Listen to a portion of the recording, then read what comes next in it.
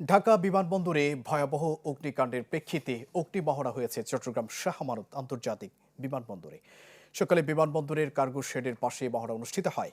এ সময় খোলা জায়গায় আগুন ধরিয়ে দেওয়া হয়, পরে ফায়ার সার্ভিস কর্মীর আগুন নেভায়। মহড়ায় বিমান বাহিনী সহ সংশ্লিষ্টরা যোগ দেয়। মহড়া পর্যবেক্ষণ করেন শাহ আমানতের পরিচালক গ্রুপ ক্যাপ্টেন শেখ আব্দুল আলমগীর। তিনি জানান, যে কোনো পরিস্থিতি মোকাবেলায় তারা প্রস্তুত, তবে যত বেশি মহড়া অনুষ্ঠিত হবে তত বেশি দুর্যোগ মোকাবেলার সক্ষমতা বাড়বে।